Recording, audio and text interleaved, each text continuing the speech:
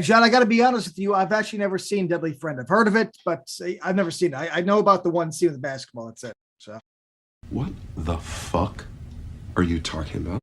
I've never seen it. I know about the one scene with the basketball. That's it. Serenity now! Serenity now! So I guess we're looking for a new host, people. So you could send your audition. I'm out of a job, huh? I'm just kidding. Shame on you.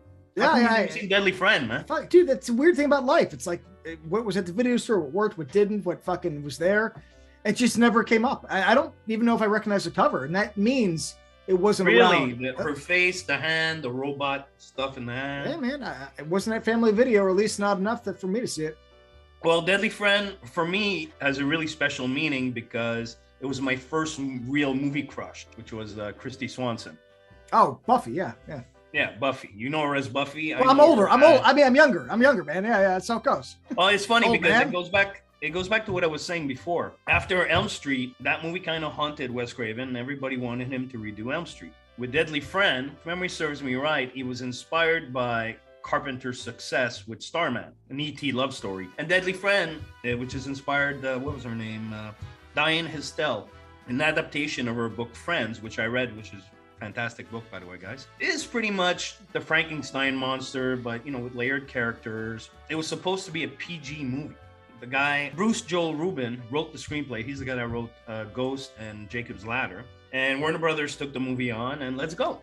But then, as they progressed, the president of Warner Brothers at the time, Mark Tappan, wanted more Elm Street, wanted gore, wanted dream sequences, and was also responsible for one, if you haven't seen the movie, so I'm not going to spoil it for you, but one of the worst tacked-on ending ever created, in my opinion, in the horror genre. Because I would have loved to have seen Wes Craven's Starman, if you will, what he could have done with that. But instead, it's the movie, the final product, which is a fascinating film because it's obviously schizophrenic, is you could see Craven trying to make his movie, and you could also see the studio coming in and, like I said, tossing in really extreme gore, the basketball kill, which everybody knows, dream sequences that are like Nightmare on Elm Street from Nightmare on Elm Street movies, which had no business in there.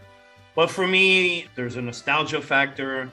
And even though the dialogue was on and off, you have a lot of, outside of Christy Swanson and Matthew Laborto, he was the guy from Little House on the Prairie, I think, and he plays like the mad scientist, quote unquote mad. Other than them, who had like fleshed out and appealing characters, and BB the robot, which is really like an ET kind of thing. You'll see. Everybody else is a stock character waiting to be whacked, by Christy Swanson. And so it's one of those classic cases of studios meddling.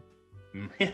Meddling, and they just wanted, Wes Craven wanted to do, John Carpenter did Halloween, then he did The Thing.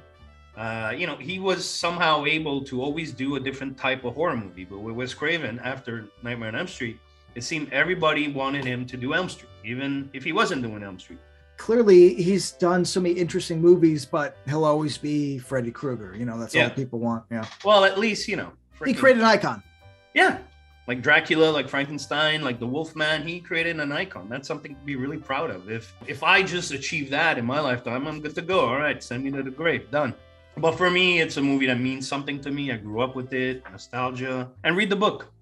Really good book. Friend, right? Yeah. Well, this. Welcome to the end screen. Because we have our most popular videos up here, our latest videos over here, our modern reviews up here, and of course, the subscribe button right here, guys. Every little bit counts, and we do appreciate the support. That's kind of hot.